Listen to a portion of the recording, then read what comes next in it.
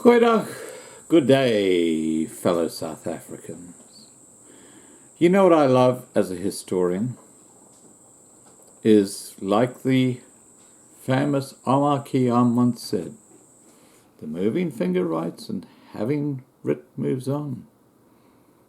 And you can never change what is out there. Okay, the reason I'm raising this is because I came across this extraordinary BBC, I guess it's like a little conference where they had a number of people listening to a few prominent politicians, which include one Pikbota and one Andile Mngxitama. I'm sorry, guys, I'll never get his name right, okay? Just understand that. He is today the head of the BLF, which is the most radicalized group represented in the South African Parliament. Now, in this video, the thing that really struck me is that this video dates back 5 years. It's December 2013. In this video, Andile is wearing an EFF, you know, the little hat that hides that they haven't got a brain. In fact, I think you'll find my little icon with this one, with a Mandela, kind of summing it up. And thanks for that, Darby. Good one. Okay, so what you have here is Andile, who is part of the EFF, representing the EFF in a very, very major forum with the BBC. Now, you'll notice that Pikbota, in this clip, he refers to the fact that the San and the Khoi were the original landowners. Now, he doesn't say it exactly like that, but you'll hear that what he's saying is that, you know, you guys weren't even here, basically. And that's the argument I've been putting forward from the very start. So when you try and expropriate land without compensation around Southern Africa, you're stealing it. If you're not stealing it from the whites, you're stealing it from the San and the Khoi and the colored people. And the whites really, yeah, Omar, hi Omar, yeah. The whites need to start talking, because if they don't, you know, it's going to be problematic. Now, I'm only going to play the first 12 minutes of this BBC conference, because there's so much good stuff in here. And when you look back 5 years and you look at how things have changed, it's quite extraordinary. And the thing that really strikes me the most is that the ANC gave birth to the EFF. Now, when the vote for the amendment of the Constitution went through a few days ago, and the EFF started singing, and I got the video here, you can see it, it's a couple of days ago now. Guess who joined the EFF singing? The ANC. Half of the ANC got up and danced with them. And by your actions will you be revealed. What's going on here, I believe, in South Africa, is that you've got one party that's fracturing into little parties, like the EFF and the BLF, to see how they can garnish more and more votes. Because when it comes to critical votes, they'll all work as one. Now, as I said, Andile Mngxitama, and I excuse the way I pronounce his name, in this video is clearly a member of the EFF. He is now the leader of the very, very radical BLF. So it's like a cascading set of political parties which are all associated by heritage. And there's no way you can dispute that. It's a fact, which is very, very concerning, because the way the ANC, the EFF, and the BLF work is exactly the same. Corruption is number one, and deception is number two. And when Malema said not too long ago that I'm not calling for the killing of all whites yet,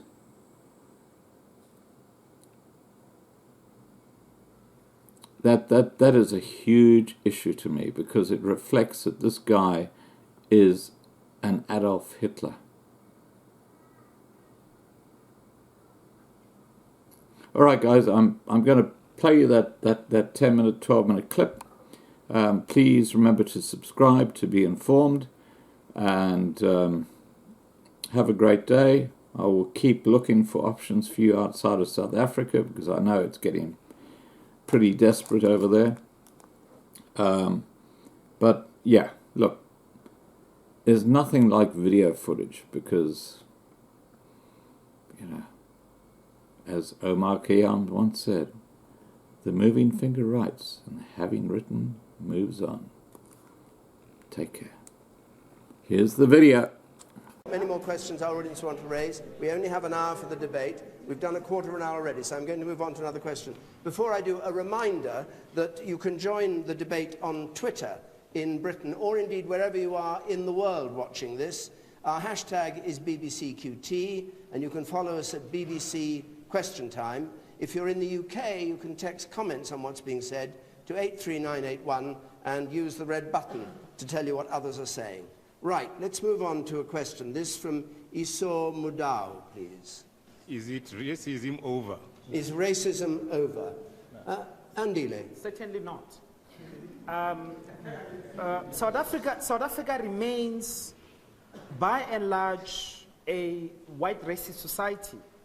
And the ironic thing is that in 1994, we did not end racism. Our idea of reconciliation meant that we did not address the historical question which shapes racism, the land question. 20 years later, only about 7% of the land has gone back to black people. The issue of transformation of the labor market, the issue of poverty, the issue of even the housing where black people live, we continue to exist as it was under apartheid. The ANC, to make things worse, has provided services to black people which are sometimes inferior to those that were provided by the apartheid regime. The housing, RDP house, you must go look at one of those things. So the truth of the matter is, structurally, South Africa remains anti-black, because black people suffer in South Africa. That is why when workers in Marikana demanded a living wage, the ANC sent in the police and massacred them instead of... And that was done to protect white capital. That was done to protect white capital. That was done to protect the interest of the ANC leadership, which has joined white capital to oppress black people. Therefore, the black majority in South Africa have a vote. But let us be clear, we remain marginalized and excluded. And the ANC manages the project, and the DA, by the way. If you go to Cape Town, see the conditions of black people. It's only 20 years since Nelson Mandela was elected president in the first ever democratic election. We've had racism in South Africa, started under British colonial rule. Exactly. And was intensified under apartheid. When I was a boy living in Pretoria, and my parents were active in the struggle in Pretoria, you couldn't sit on the... black people couldn't sit on the same park bench, couldn't go into the same parks. I couldn't play as a football or cricket with anybody who didn't have a white skin. That has stopped. So apartheid, in its formal institutional sense, has been abolished. But you cannot abolish the legacy just in 20 years. Of course you've still got racist attitudes. Of course you've still got a lot of institutional heritage here. But when I come back to South Africa, compared with when we left in '66, this is a completely different country. It's a country in which people do have rights. It may not be perfect. Of course, it isn't perfect. You can't become perfect in just 20 years when you have this long history. And there's a lot of work to do. But recognize what has been achieved. Man on the right there, you say yes. Yes, you. Far away. I have to say, institutional racism in South Africa still continues, right? And the thing is, there has been transformation of some sort, but that hasn't been helped by ANC policy. There needs to be a redress in policy. What do you mean by institutionalized racism? What are you pointing at? Racism at every level. So you're still having massive racism in corporate environments. You're still having black kids who struggle to get into private schools, who are still, because they're in lower classes and because ANC handed out education is so inferior, they have an inability to then move on, to get into university and to liberate themselves. But equally, on that point, it needs to be noted that you can't have, and you simply can't have this redress happening in 3 years, 4 years, 5 years. It needs to be over a long term. I think what's happening here is we're not answering the gentleman's question. He asked if racism is still real. It is still real. It's a fundamental problem that we live with in our country, and we have to acknowledge it, look it in the eye, and talk about how we're going to deal with it socially. But there's a difference between racism and racial inequality. Racial inequality is the economic fruit of apartheid. Poverty is black, access to education and lack of access to resources is black. All of these fruits of apartheid are still with us today. And to conflate the two is a mistake, because, Andile, I would argue that a lot of what you just said is actually quite racist. I would argue that to say that under apartheid services were better is a shocking indictment. To say that the ANC hasn't done, I mean, I'm from the Democratic Alliance. I do not deny that the ANC has made massive strides in improving people's lives. You cannot say that a government that was guilty of a crime against humanity did a better job of delivering to black South Africans. You're just trying to be radical. I don't think that's responsible. And I actually think what you also are doing, is stirring up this white capital, black capital question and ignoring the real issues at play, which is that the ANC has got labor, it's got big businesses, and it's got politics all in one pot, working together against the vast majority of people who don't have access to these power blocks. That's what happened at Marikana. Black people are profiting from Marikana. Black people are profiting from big business. And the reason they're profiting is their connection to the ANC. It's not just their race. If you go to the Western Cape, where the Democratic Alliance is in power, and you look at the conditions of black people, where we live, on farms, you said our people are being shot and removed by your government there. I mean, the farm workers have been killed for demanding a living wage by your government there. And you said that is not racism. For you accept that less than 10% of the wealth of this country is owned by black people. The majority of wealth is in white hands. And for you, that's not racism. I do not accept that. Let me conclude. I agree with you when you say that there hasn't been enough success in land reform. I'm racist. You say I'm racist. I'm saying to you. You say that South Africa is a battle between black and white, rather than a battle to eradicate poverty and to eradicate racial inequality. You want to create a race war, and you want to intensify and accentuate racism in order to ensure that you get platforms to speak on. And instead, the issues you should be dealing with are economic inequality, which is racial. Malcolm X spoke about house Negroes. House Negroes are black people who identify with the oppressors of the black majority. And you speak like a house Negro because you don't see it. And you speak like a racial nationalist and a Democrat. The question is racism over? And I want to get back to the real question and not the colorful rhetoric. Even if it gets you applause, it doesn't help us. Exactly. On the actual issue, I actually only partly agree with you, Lindiwe, on the more substantive question. I do agree with you that there's a difference between the question of racism and the structural elements of racism. Where I agree with the more sane part of Andile's response is that you can't divorce the two. Because the reality is that when we talk about apartheid geography, for example, that's not an economic problem, it's not a socio-economic problem. As black people, we experience that as black exclusion from the democratic South Africa. Big Bertha. Yes, again, I want to make an appeal. I think our people here would be interested to know at one stage during a discussion with Mr. Mandela, he reprimanded me, saying to me, "You are driving your right white wing into a rebellion." And then I said to him, "But would you then rather negotiate with them?" And he said to me, "No,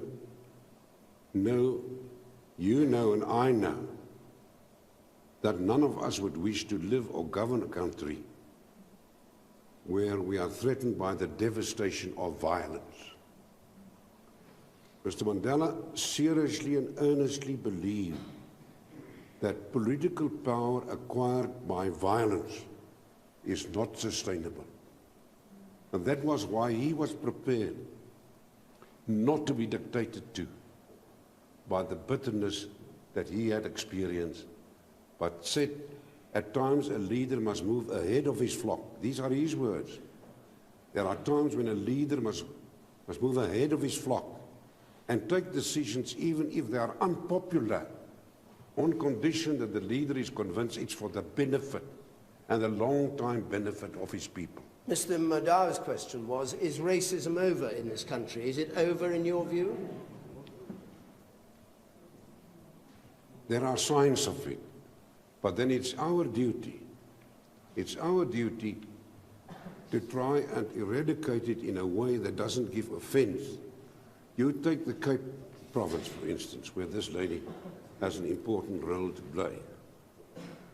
The whole world knows that the so-called brown people, I consider them also as Afrikaners. We speak the same language, Afrikaans.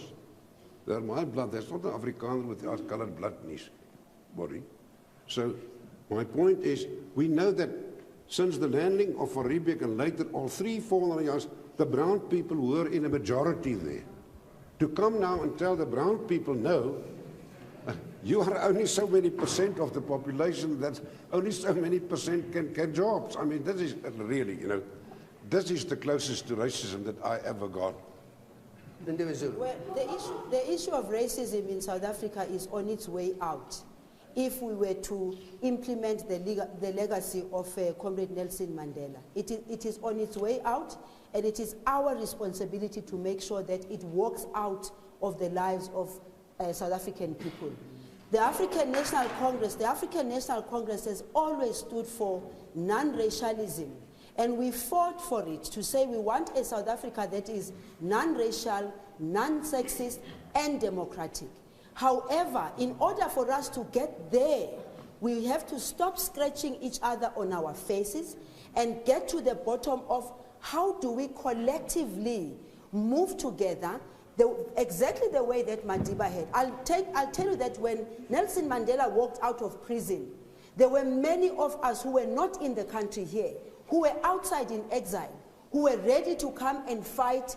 If it meant killing somebody, we were going to do that. However, this man here walked into our camps and said to us, I hear you that this is what you want to do. However, the South Africa that you need is a South Africa that is reflected in your own document called the Freedom Charter that said South Africa belongs to all who live in it, black and white.